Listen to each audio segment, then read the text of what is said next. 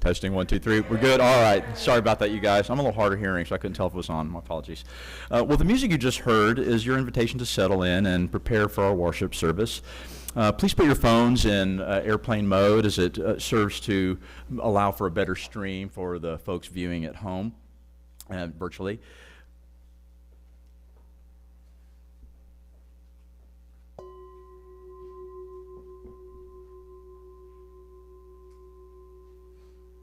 Please know that whoever you are and wherever you're from, whomever you love, and wherever you are on life's journey, that you're welcome here.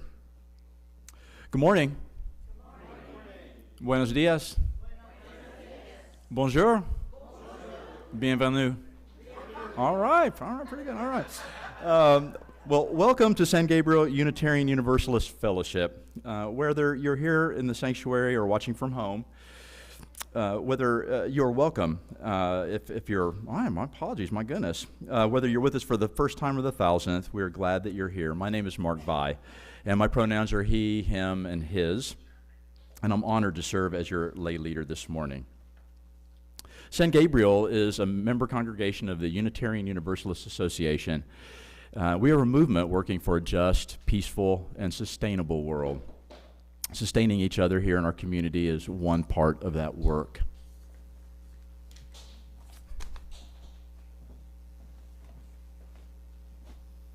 Good morning. I'm Eric Hepburn. My pronouns are he, him, and I am honored to serve as your pulpiteer. Welcome to April. Please join me in reciting the words to light our chalice.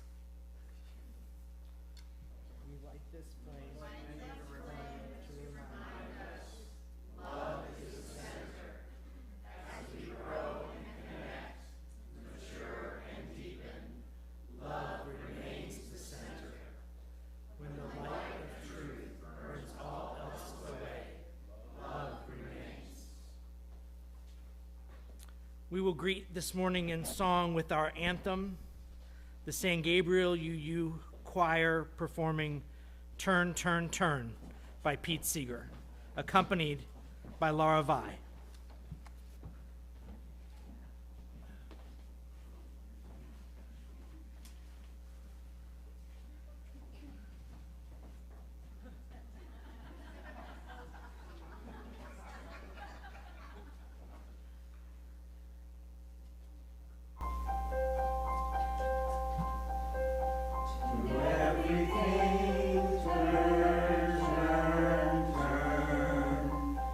There is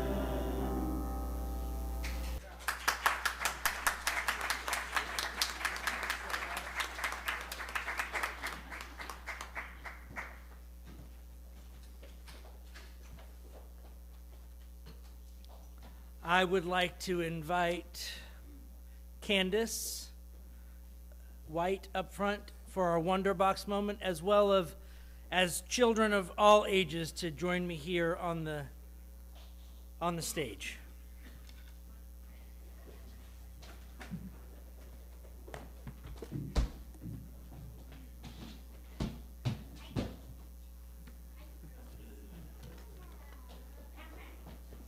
Good morning. We are in a brand new month, and that means we have a new theme in RE. This month we'll be exploring joy. Our Wonder Box has a different clue each week that will help us understand how we are exploring our theme every month. So let's see what our clue is today. Not making much sound today. You want to find out what's in it? It's a bone! It's a paper bone. I wonder what it is. A paper bone. That is true. It's not a real bone. Not a real bone, no. I wonder what a bone might have to do with our theme of joy. Is it a dog? Hmm. I guess it's a dog. Does a dog bring you joy? Dogs can bring people joy for sure. Me too. Let me ask you this. What is the one bone you can never break? Maybe your skull? I don't know. You can break your skull. It's true. You cannot break. What about your funny bone?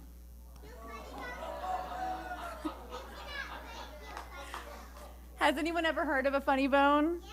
Do you know what it is? I know what it is. When you hit the inside of your elbow in just the right spot and felt a tickly or prickly kind of dull pain, that's our funny bone. It doesn't really hurt as much as it feels weird. The funny bone got its nickname because of that funny feeling you get when you hit it. But your funny bone actually isn't a bone at all. Running down the inside part of your elbow is a nerve called the ulnar nerve. And people sometimes mention the funny bone when they talk about their sense of humor. Maybe you've heard someone say, hey, that really tickled my funny bone. This month is all about looking at where joy can be found, and today we are exploring how joy can be found in things that are funny, silly, and foolish. And with that in mind, I'd like to share a story with you called The Wise Fool and the King. The wise fool and the king. Wise fool? I don't know what the wise fool is. Let's find out. Let's find out. I do know what a king is. You can't be wise and a fool at the same time. Those are like the opposite. Yeah. Isn't that interesting? Once upon a time, in a small kingdom, there lived a king who prided himself on being serious and wise. He was a good and fair king who spent his days attending to all the matters of the kingdom, but he rarely smiled. One day, a wandering fool. Now, this is what they used to call court jesters. It was the court jester's job to make kings and queens laugh, and often jesters would sneak in a little truth-telling too. This court jester arrived at the palace wearing colorful clothes and a hat with jingling bells. The fool danced into the court, laughing and juggling, much to the amusement of everyone. Everyone but the king, that is. The king was unimpressed. "What use is this foolishness?" he asked. "Life is serious, and your antics serve no purpose here." The fool bowed and replied, "Your Majesty, I respect your wisdom, so may I ask you a serious question?" "Of course," replied the king. Serious questions were, after all, his favorite type of question. "What is the purpose of life?" asked the fool.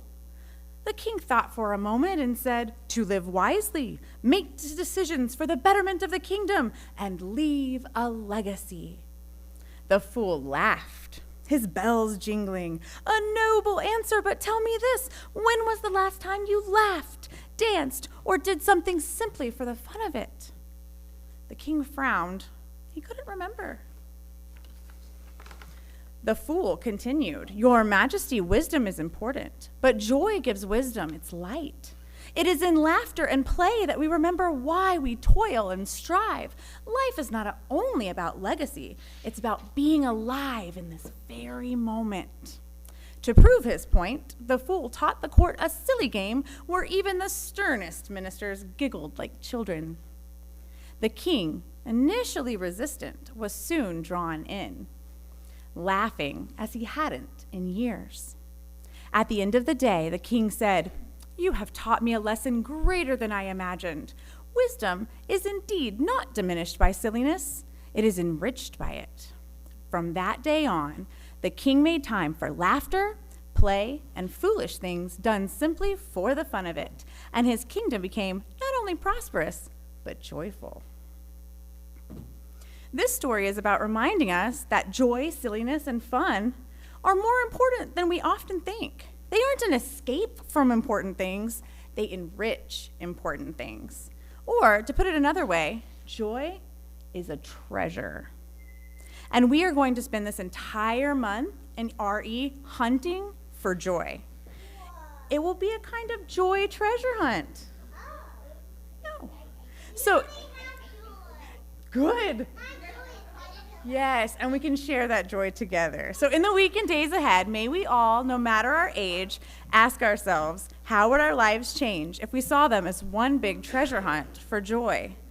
Now let's leave the adults with that very important question as we head to the little house to explore it more together.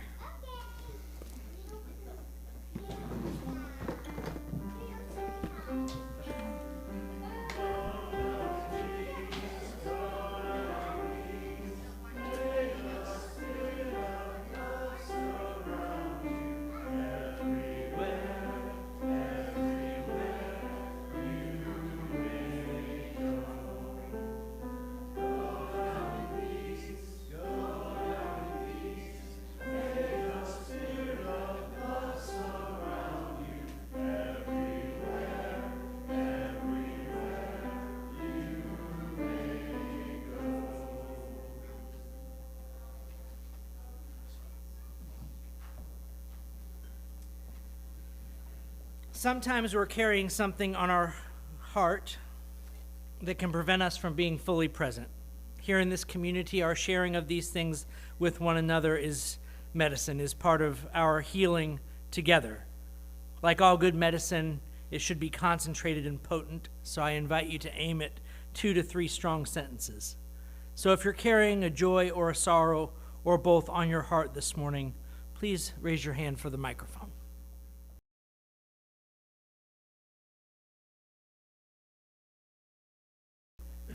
All right. I'd like to invite up to the stage to share with us about Autism Acceptance Month, Laura Vi.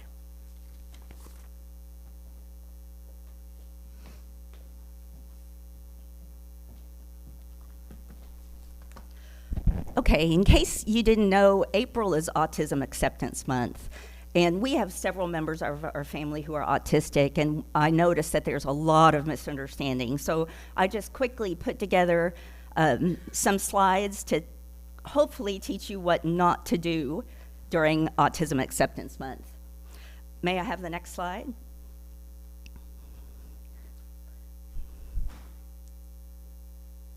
Do not assume all autistic people are like Elon Musk or Sheldon Cooper or Rain Man. Every human is unique and autistic people are human. If you met one autistic person, you've met one autistic person. Next slide, please. I know this is the busiest slide, I promise. Autism is a neurodevelopment difference that affects a person's ability to communicate, interact with others, and understand the world around them. There's a vast difference between individual autistic people. These are some common autistic traits, but they don't hold true for everyone at all. Typically, autistic people have social communication differences. Sometimes they have difficulty with eye contact. They often don't pick up on social cues. Sometimes they have really severe difficulties speaking at all, or they can speak using an assisted device, but not verbally. A typical autism trait is to have repetitive behaviors and also really intense interests. For example, my son Tallis, who is autistic and told me I could talk about him, has always had at least one special interest at a time, to such a degree that he's been able to do great feats just because he's so one-track mind. He was able to solve the Rubik's Cube in under 10 seconds. He was able to quickly become very highly rated in chess. He was able to become the youngest person on a highly technical Minecraft server, and he was able to learn how to play Rachmaninoff, all while forgetting to the point that he was really underweight and having horrible difficulties with fine motor skills. His handwriting to this day looks like kind of a kindergartner. So that one-track mind can make you do great things, but it also can be a hindrance. Also very common among autistic people is sensory sensitivities. So they really can experience the world very different than neurotypical people. As you see, all those traits of autism do not translate to being an a-hole. Please, next slide. Don't call it Asperger's. I know a lot of people don't know this, but Hans Asperger was a literal Nazi. So the diagnosis of Asperger's left the DSM in 2013, and it's time that people know that. Just don't use that term anymore. It's not a good term. Next slide, please.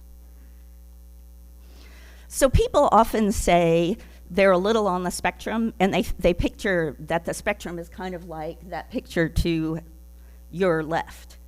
But it's really not like that. The spectrum is more like a color wheel, where people with autism can have more or less of each piece of the pie, and sometimes you'll see the pie with more slices that are typical autistic differerences.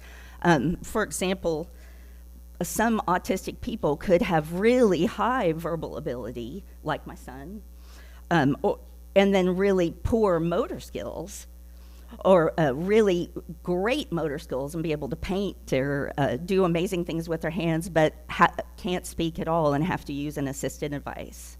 So people with autism, as you can see, can look really different. Sometimes they'll have lack of emotion, which is, I think, probably what we all have in our mind an autistic person looks like a really flat affect. But sometimes they can have a hyper-emotionality and be like super animated and really emotional. So I think that the spectrum is more like the color wheel. Try to understand it that way. Also, we're going away. Another reason not to say Asperger's is that we're moving away from functioning labels because they just are very inaccurate. Someone who's highly verbal will always look like someone who's more highly functional, but they may need a lot of help with, say, executive functionings, like organizing themselves, maybe even remembering to get dressed, remembering to eat, remembering to go to class, which sounds familiar in our family. But may appear highly functioning because they're so verbal. And conversely, you may have someone who is completely nonverbal, but who can use an assisted device to write a book or a piece of music. So it's really, the way I think of autism is a mismatch in development, where you might actually have accelerated development in some places and decreased development in others. And that mismatch causes a lot of problems. Next slide, please. The puzzle piece is no longer the really widely accepted emblem of autism. For one, who wants to be thought of as missing a puzzle piece? Like, that's not really very nice.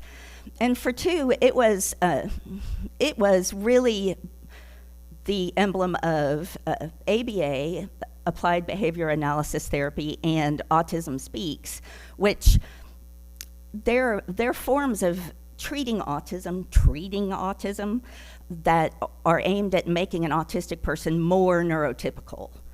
And they do a lot of good in some cases. There's some studies where you put an autistic kid in ABA therapy when they're little, and by the end of high school, you can't tell they're autistic anymore. Now, you may think that's good as a teacher or a parent, but those same autistic kids will have a lot of mental illness because of the anxiety of constantly tamping down what your body's telling you about the environment, constantly masking, constantly changing yourself to meet other people's standards. It's really can be harmful for people. Now, I don't want to be completely negative on ABA or Autism Speaks because they're trying to make changes. They're trying to really make therapy for autism to be more understanding of the actual autistic person's experience. But the more appropriate emblem is the infinity sign that was created by actual autistic adults, and it's supposed to symbolize the diversity of the human mind, to be just all-inclusive. So please wear that one. Okay, next slide, please. Don't judge people for stimming. Do y'all know what that is? Okay, it's, yeah, I see someone doing it. It's self-stimulatory behavior. We all do it. Like, we'll see people jiggle their leg or twirl their hair or click a fidget.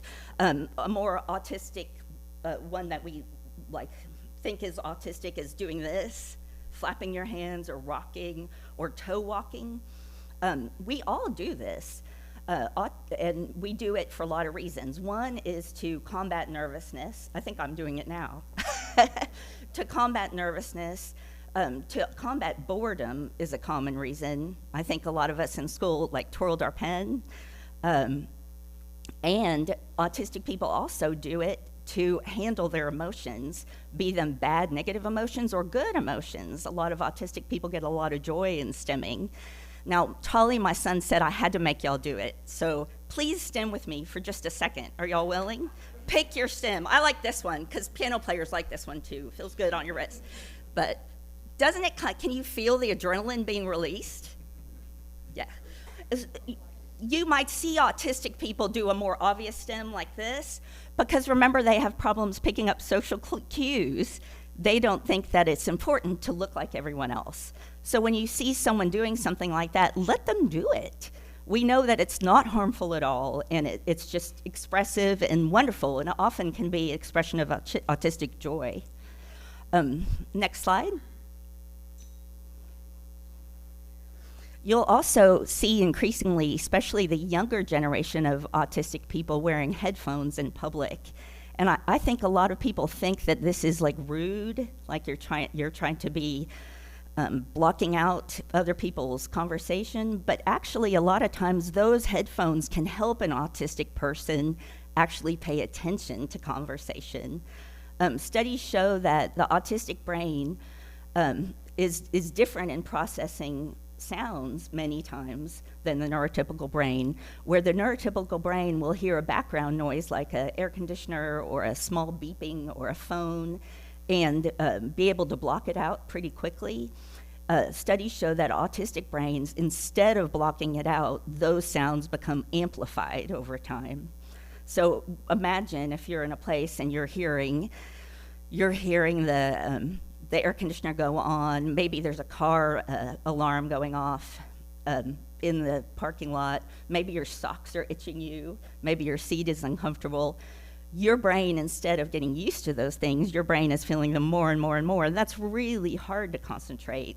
So anything that makes you able to block at least some of that out actually can help you be more social and participate more. So let people wear their headphones or earbuds. I think ADH people do that as well. Next slide. Autism is not a mental illness. It just isn't. I mean, would you say someone who was deaf had a mental illness, or someone who was dyslexic? No, you wouldn't. It's a learning difference. It's just a different kind of brain. Now, that's not to say that people who are autistic don't have a mental illness, because there's a very higher rate of mental illness, suicide, abuse, PTSD. among, and all sorts of anxiety, especially among autistic individuals. But it's not because of the autism, really. It's because of being autistic in this world that is not built for them. You know, imagine that every situation you have to mask and you can't be your full self. Imagine that most rooms you go into, people don't respond to you well because your facial expression isn't right or your way of speaking isn't right, all while you're putting up with this world of sensory bombardment. That causes a lot of anxiety. Maybe you don't understand social cues, or you're more likely to get abused and then suffer PTSD. And the school systems and your work and public places are not made for you at all, and are not even understanding of you. So my big plea is to learn about autism and try to understand why the people who are autistic act the way they do, to try to make a world a better place for them. And I really, really strongly agree that the mental illness of that goes with autism will go down. Have y'all met our son? He's not mentally ill. I mean, he's freaking awesome. He's just a great person and a great kid. He has sensory sensitivities. He has executive functioning differences. He has many days he comes out with his shirt backwards and inside out because of executive functioning difficulties. But he's happy, and he loves his special interests. He's able to do well in school, and he's in a younger generation that understands autism better and are just much more accepting. So he's proud. So I see a future where more autistic people can be like that. I think I only have 2 more, so next slide. For all the reasons I said, don't just say everyone's a little autistic, because they aren't. Have you gone around your life thinking, why do I not understand? Why am I different than everyone else? If you thought that your whole life, you may be autistic. 1 in 36 people are. But most of you aren't, so don't say it anymore. And lastly, last slide, please. Look at the bulletin board, because I could have talked for a long time on this topic. There's a lot of information out there, so I put together a bulletin board, and included on there especially are some TV shows that I recommend you watch so that you can see what it actually looks like to be autistic.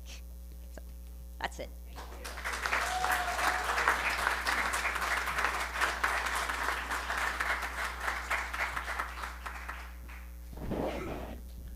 Thank you so much for sharing with us.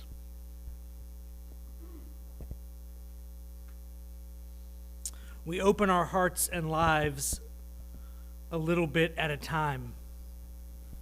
As we learn more, as we connect more with each other and with new types of folks,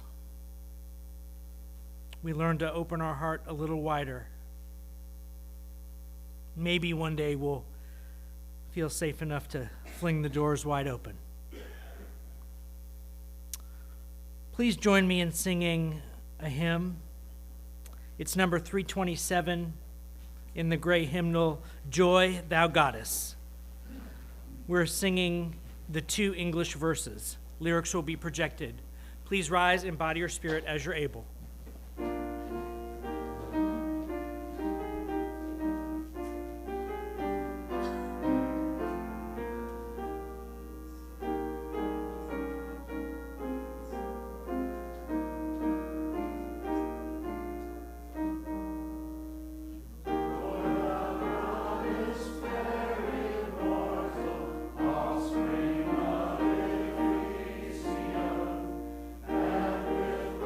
Sure.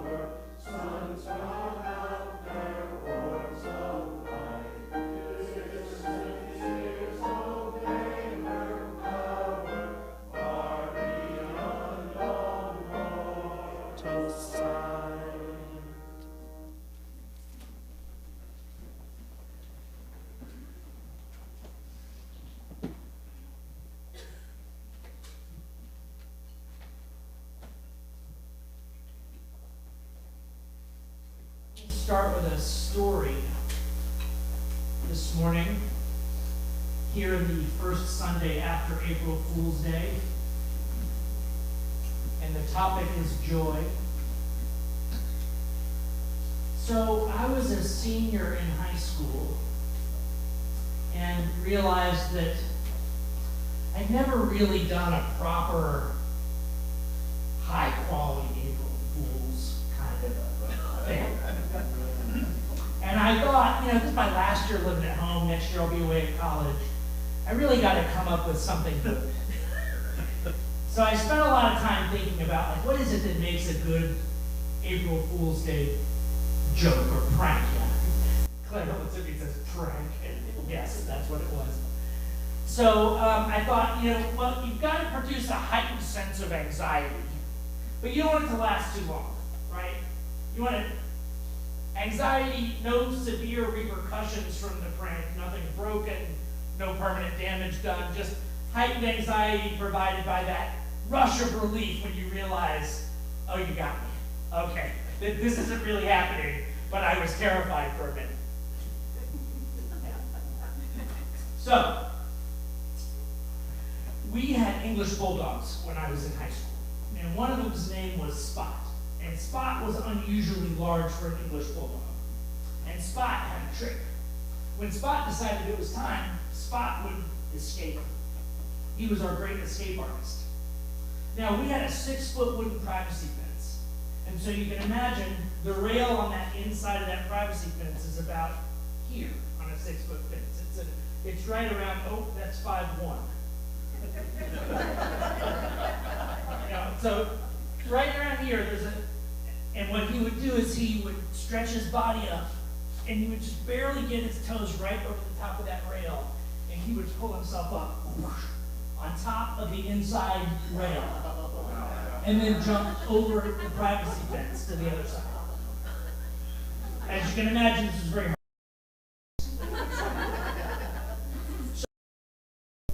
Spot was frequently bored, as the rest of us were off doing our day at work and school, so we would come home to him escaped, not infrequently. So around, March, he escaped, got picked up by the pound, and the pound came to the door after my parents got home from work and said, "This is your last chance. The next time we catch him out, he's getting labeled a nuisance animal." And there was some fine involved that was non-trivial. I don't remember if it was hundreds of dollars or thousands of dollars. It was enough to make my parents, who, like many of our parents, had money issues. I don't mean physical money issues, I mean these kinds. Very anxious. So I decided it would be hilarious on April 1st to come home from school and call my and be, "Spot got out. He's not in the yard, but I'm going to go look for him. So don't leave. Just give me 10 minutes. Let me see if I can go find him." So I placed a call to my mom, get her all worked up. Placed a call to my stepdad, get him all worked up. And then I sit at lunch. I'm watching my watch for like 8 minutes. I'm like, I think 8 minutes is a good amount of time, right? It's not enough time to, we didn't have cell phones. So they weren't getting their car and start driving home yet, right? They're like, all right, so I called them back 8 minutes later. And I'm like, "April Fools." And they're like, "That's not funny." And it didn't get funny later.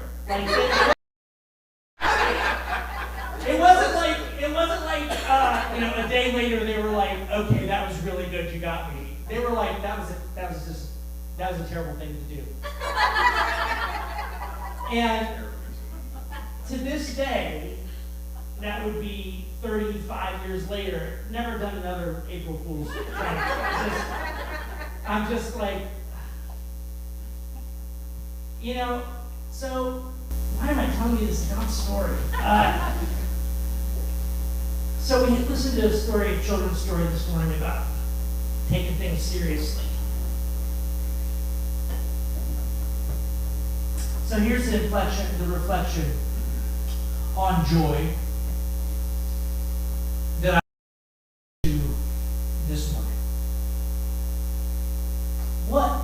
take so seriously in your life that it cuts you off from your ability to find humor in it? What is it in you that needs some healing so that you can learn to laugh about that thing again?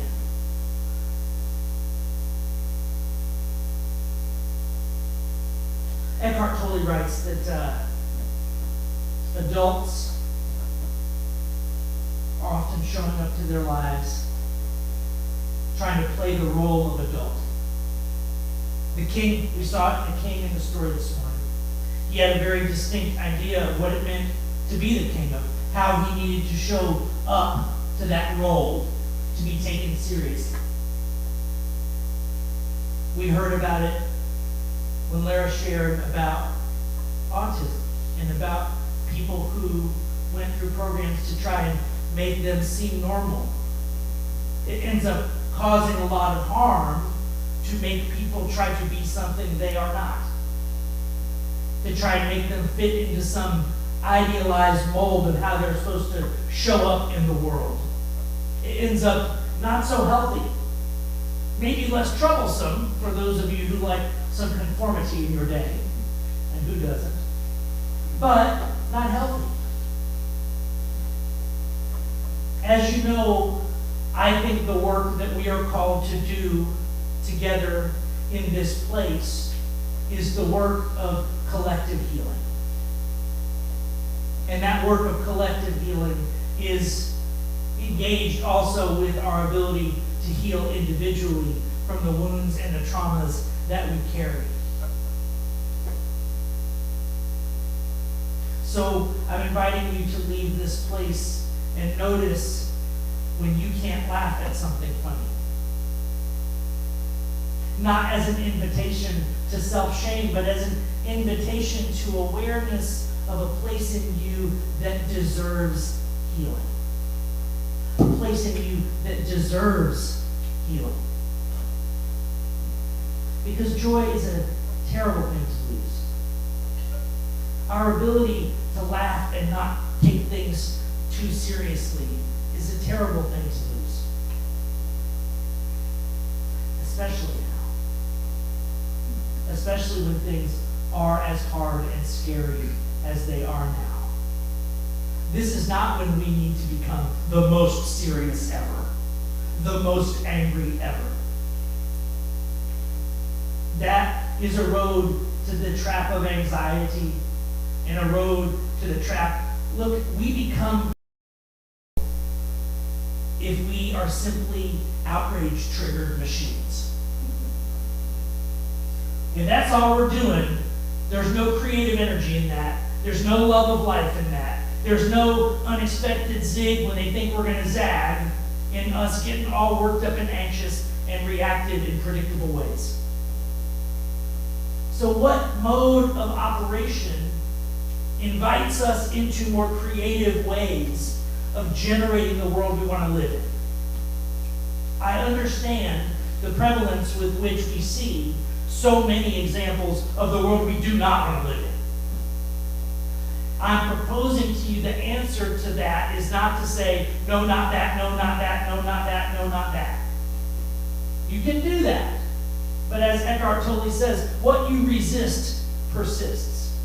What is envisioning the world we want to make with each other. And that is an act of love and creativity and humor. If we remember our words from Alok last week, if you've lost your sense of humor about it, it's not really justice work anymore. Justice is what we do. And if we're not finding joy in what we do with each other, we're missing the mark.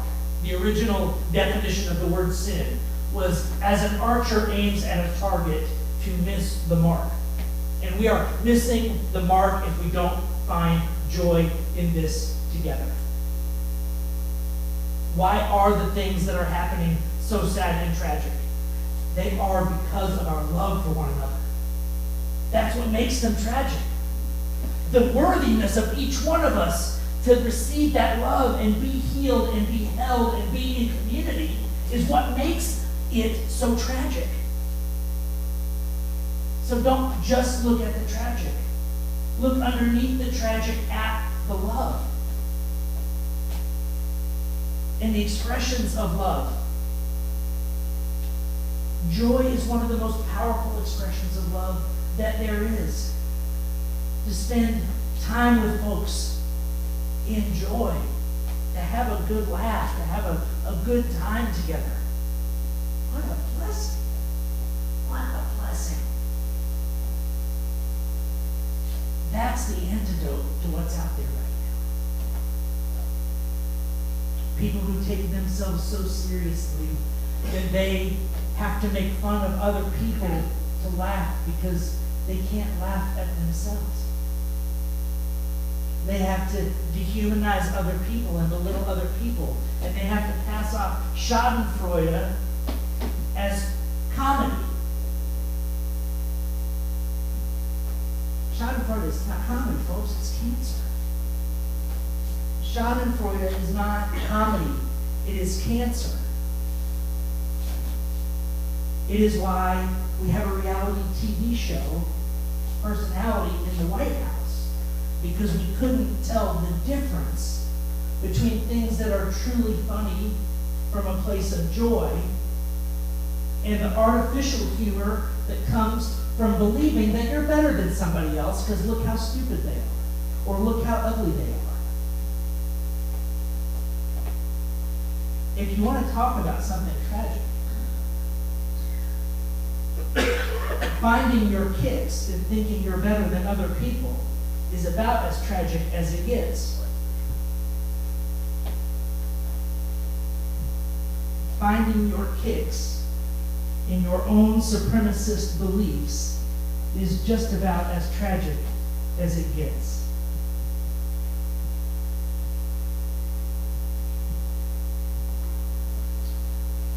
I'm going to open it up now, and instead of us doing reflections after, we're going to open it up right now. And I'm going to invite some bravery from y'all. If you put a finger on a spot in your life where you need some healing so that you can stop taking it so seriously, so that you can learn to laugh again, I want you to raise your hand. And I'm going to walk the mic to you, and I want you to share in just a few words that with your siblings gathered here today, your brothers and sisters and siblings.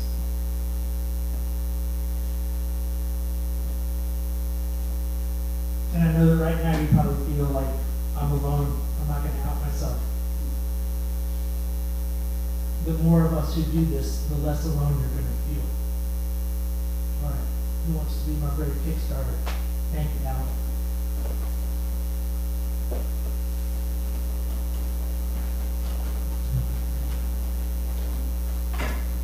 Okay, hi again. My name's Alan.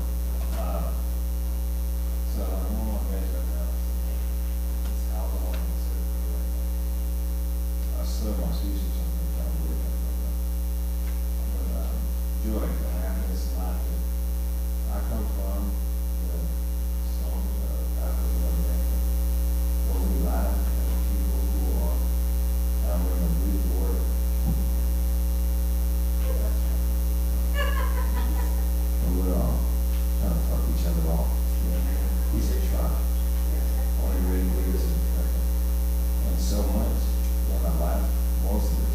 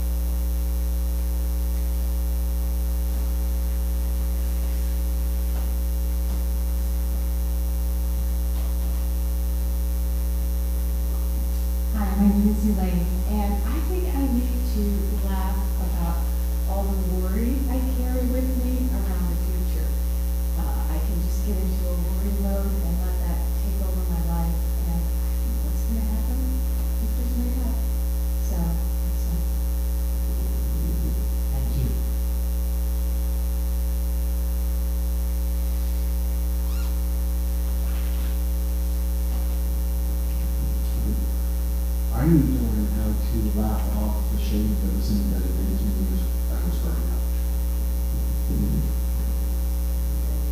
Amen.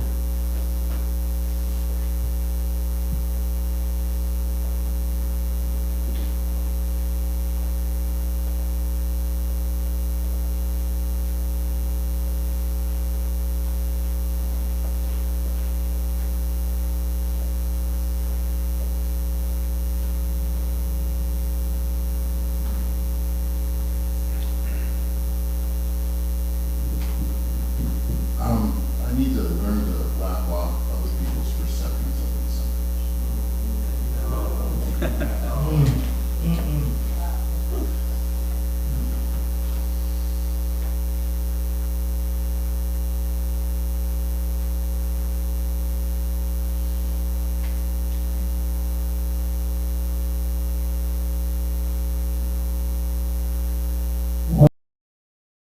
and listen to Eric he keeps me grounded. And he's got it exactly right. I have to watch myself seriously because I have those same issues. And having been interested in history and politics and military strategy since I was growing up, it makes me want to go ballistic every time something bad happens that I can't control. And a few weeks ago, in one of the adult education things about religion and politics, I kind of lost it a little bit and expressed my anger instead of thinking, you know, we're describing what's happening, but we're not going to let it get to it. And keeping your doors somehow is extremely important, and thank you for reminding me.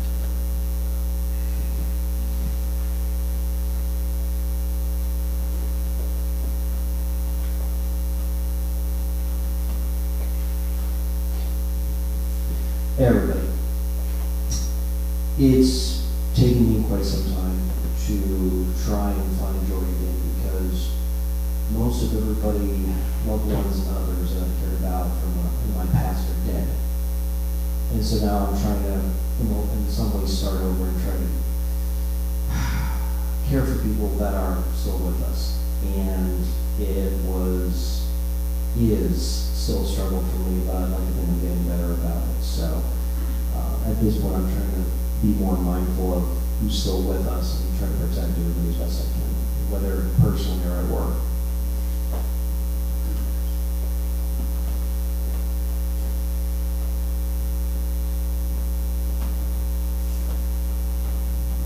Hi, I'm Julia. I have found that in looking for joy, which seems we all do look for joy, one of the easiest ways to find some joy is to search your life for gratitude and look for the things that you're grateful for and reflect on them. And you'll find some joy in your gratitude.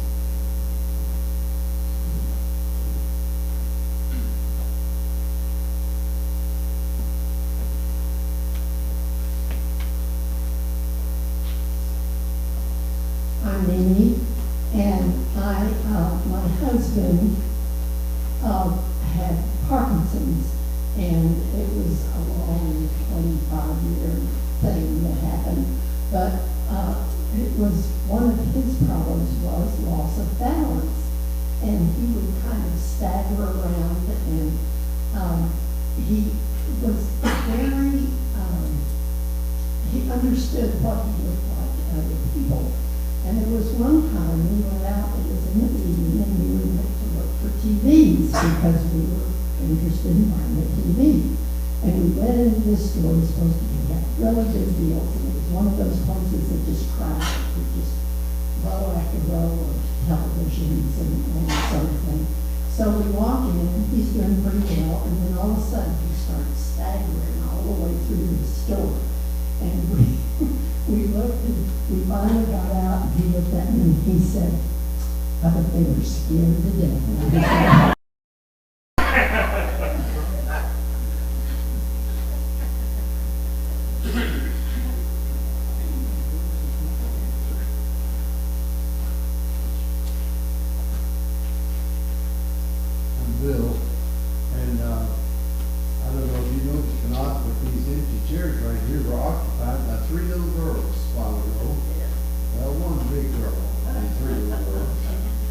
they've all gone over to the children's home.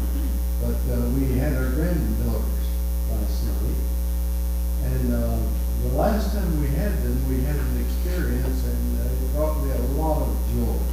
I laughed out loud. And I've told some of you this story, so well, it's just a matter of time until I tell all of you this story. So I'll just tell it now and get it over with.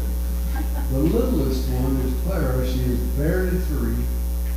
And she came up to me, and she had taken her water bottle and wrapped a blanket around it. And she said, "This is my baby." And I said, "Well, Clara, isn't that a water bottle?" She said, "This is my baby." So I had my phone in my hand, and I held my phone up to my heart, and I said, "This is my baby." She said, "That's a phone." Well, I think listening to the voices of younger children can give us a lot of joy and give us an idea of things are the way they are according to your perspective.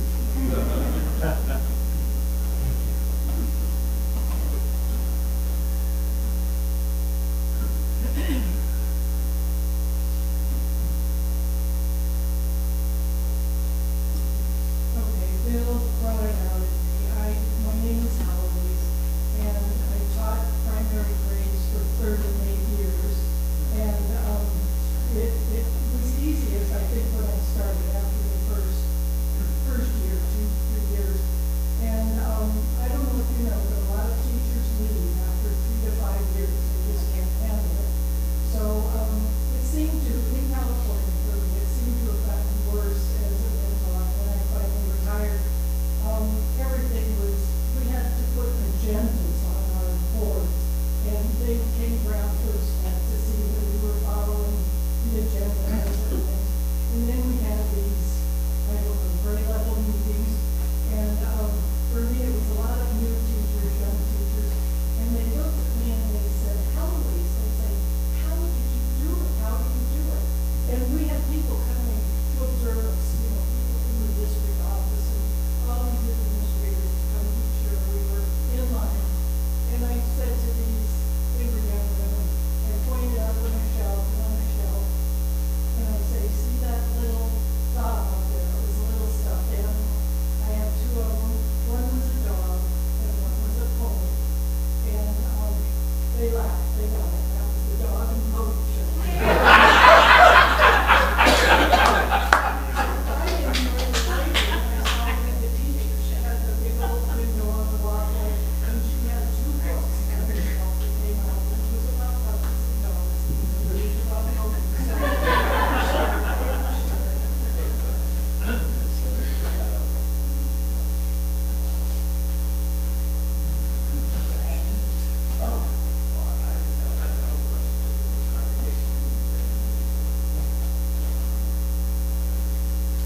Heather Eden? Heather Eden, raise hand. No, not today. Nope. Okay, if you know Heather Eden, connect with Alan after service. I had a hand up here. Heard you. I'm trying to maintain my joy about aging. And remind myself, I am aging, and I'm gaining all the things that I thought old people did. Here's to aging. Thank you.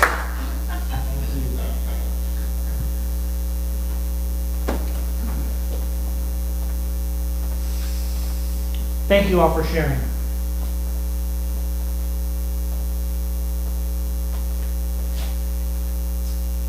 It's time to wrap this up, and you'd like me to say something profound and wise.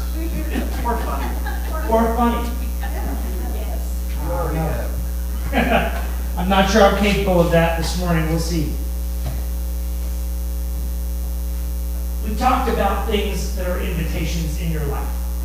When you get triggered, when you get angry, when you get defensive. So we're adding a new one to the list today.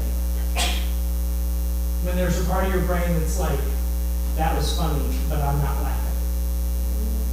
That was funny, but I'm not laughing is an invitation to you to get curious about the part of yourself that deserves healing in that moment. And I hope one of the things that we learned in the last 12 minutes is that whatever it is, you're not alone in it. And you have a community who will help you work through it if that's what you want and need. Now, Prentis has been trying to teach us something important, which is that giving help and asking for help are two sides of one coin. Even though most of us were taught that we're supposed to stay on the 90-10 or the 80-20 plan. You give help 80% of the time. You only ask for help. I don't know, 80 plus 2 is not 100, but maybe 2% of the time you ask for help. One of the things I want to invite you to as we grow together in this work is to get more comfortable asking for help. Asking for the conversation that you need about something that's troubling you. Inviting someone to sit and spend the time to hear a story about your life, your past, what brought you to this moment. Here's the secret. You're worth it. Your story is worth being heard by others. Think of all the times in your life when you've read a story or heard a story that moved you and changed you.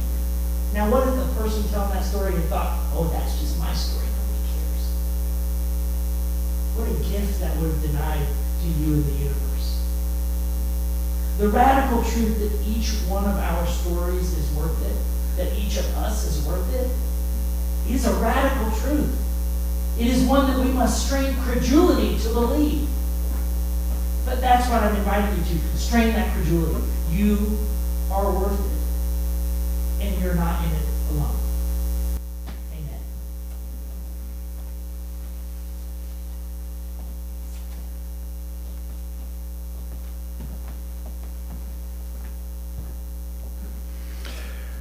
Well, we take an offering each week to sustain this spiritual home and to support the work of our fellowship. If you're visiting, we invite you to fill out a visitor card for which you can put in the plate or return to the visitor table in the back.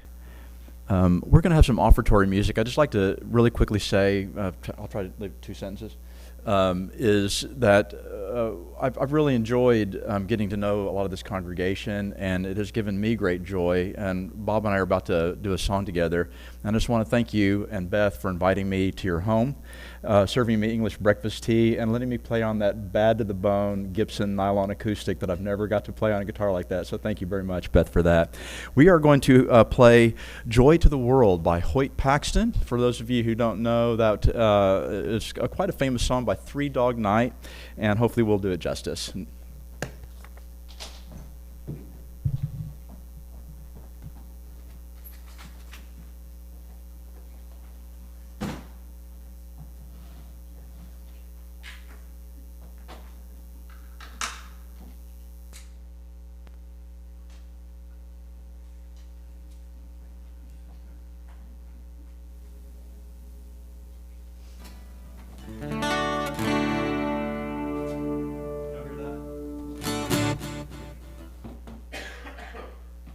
Speaking of aging, check. Between the cane and the teleprompter, we ought to be able to make this work. Yep.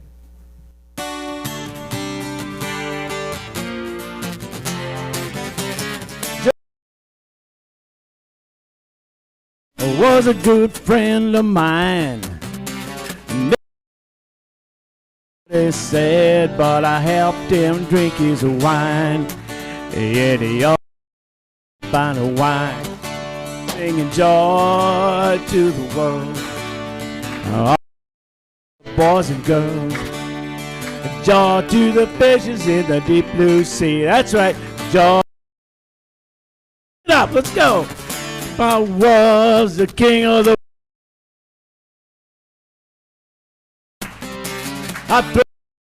I And the bars and the wall and make sweet love to you.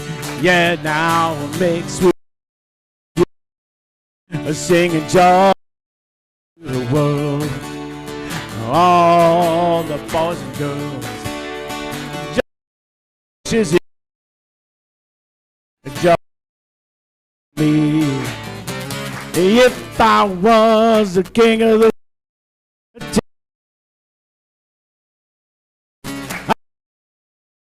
the bars and the wall make sweet love singing joy.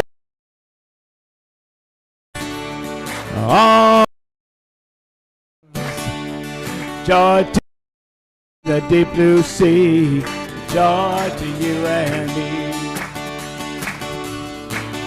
to the world, all the boys and girls, joy to the big blue sea, joy to you and me, joy to the world.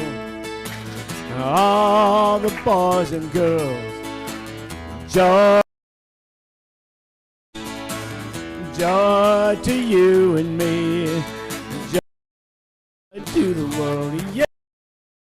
All the boys and girls, joy to the you see, joy to you and me, joy to the world, yeah. All the boys and girls, joy to see, joy to you and me, joy to you and me, joy to you and me. All right.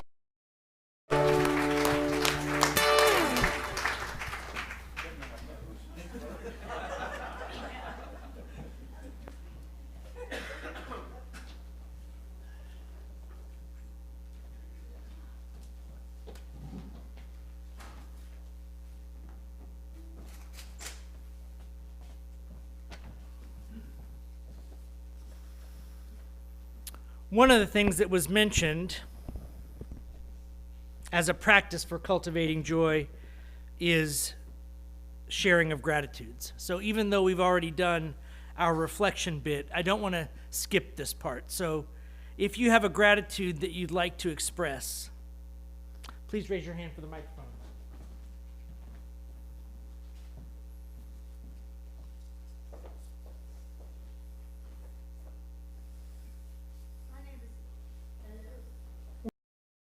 My name is Stephanie, and I'm a retired school psychologist, special ed director, and I'm very grateful for the sermon today on autism.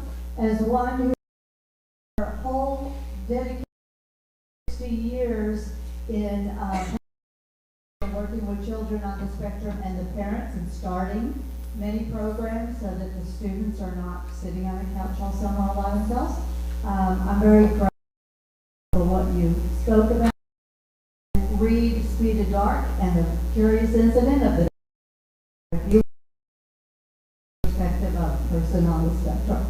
Great novels.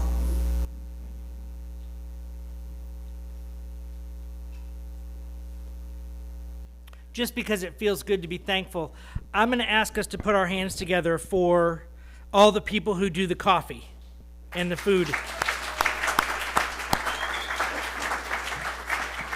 And all the people who run the welcome table. And all the people who run our tech in the back and make it so our neighbors can watch online. And the musicians who make such wonderful music happen.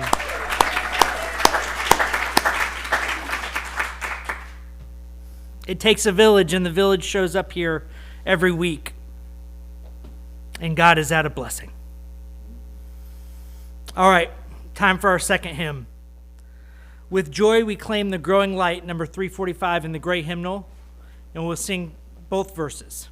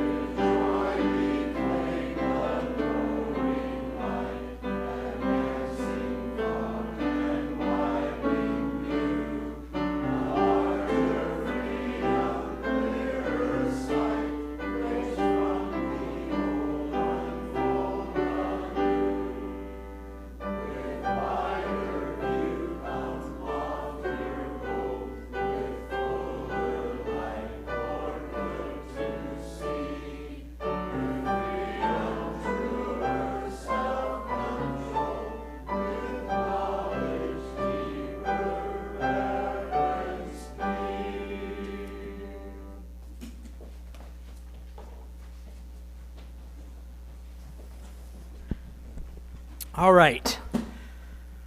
It's announcement time. So, new branded Side with Love, San Gabriel UU t-shirts are available. This QR code is back at the membership table. It's at the social justice table. There's one in the hallway. You scan it, you put in your shirt size. It'll be delivered in time for the parade in 2 weeks. And you'll pick it up here at church. You don't even have to pay in advance. We'll bill you later. Okay? So order your shirts, please. To follow up on that, the parade is at 10 a.m. on Saturday, the 26th of April. That's the Red Poppy Parade. We're going to have a float in it. I would love as many of you who want to be there in your yellow shirts. We'll be handing out branded packets of wildflower seeds on the parade route. Next Sunday after church, we're going to have a little seed packet stuffing party in the back. So we'll need some volunteers. We've got 2,000 printed and labeled seed packets. We just got to take teaspoons, fill them up, put them on the sponge and seal them up, and that's the work of next Saturday. Next Sunday. Sunday after church next week. We'll be having seed stuffing. On April 25th, Friday, we will be gathering in the carport. That's the day before the parade to finish up float decorations. We will be gathering here at the church around 8:30 for the parade launch on that Saturday the 26th. Let's see. Yeah, I think we're going to gather 8:30. I'll make another announcement as we get closer, and it'll be in your emails. Also, if you don't feel like doing this today, there's an email that went out last night with a link. You can do it at home on your computer if you're on the San Gabriel email list. Let's see. There's no choir practice today. It'll resume next week. Y'all get a week off after that fantastic turn this morning.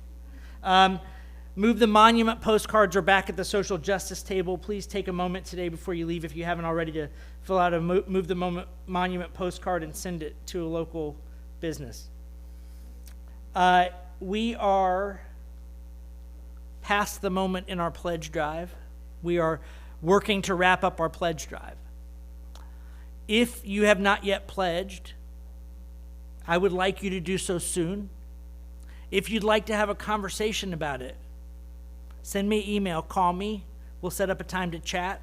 I'm happy to answer questions. I know for many of you, this is maybe your first pledge season with this congregation. We've got a lot of new folks, and there may be some curiosity, there may be some anxiety, there may be some other things, and we can heal those things together and get you in a place where you feel good about how you're showing up to our pledge drive. So I'm happy to be in one-on-one conversation with folks who would like some feedback on that front.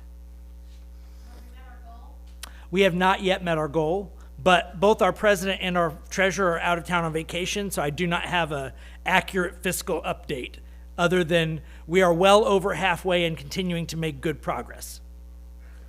And we're hoping to wrap up in the next couple weeks. Let's see. Those are done. On April 20th, the social justice team is seeking volunteers to celebrate Earth Day at the Roots That Bind Us. Zach, raise your hand. See, Zach, he's your main contact. If you're interested, talk to Zach. We're going to connect with nature, learn how to work and love on the land. Light, lunch, and water will be provided. There's a sign-up sheet in the back.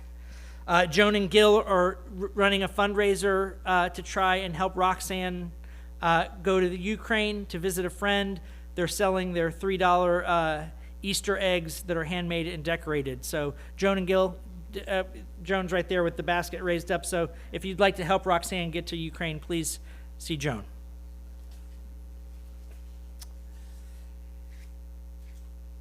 All right.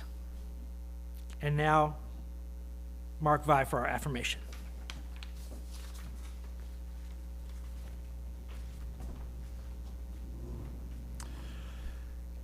Well, as we prepare to return to the world, we remind ourselves through affirmation to carry our work forward from this place to every corner of our lives. Please join me in the call and response. Love is the doctrine of this church. The quest of truth is its sacrament. Service is its prayer. To dwell together in peace. To seek knowledge in freedom. To serve humanity in fellowship.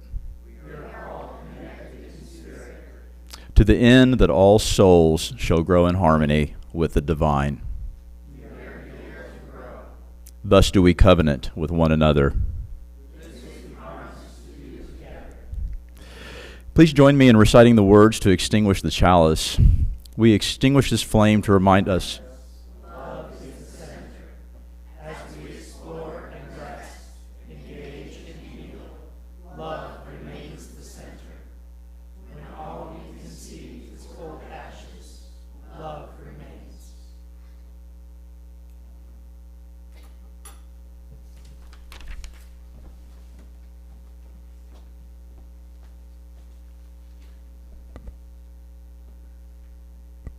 I offer you this blessing as we leave our fellowship today.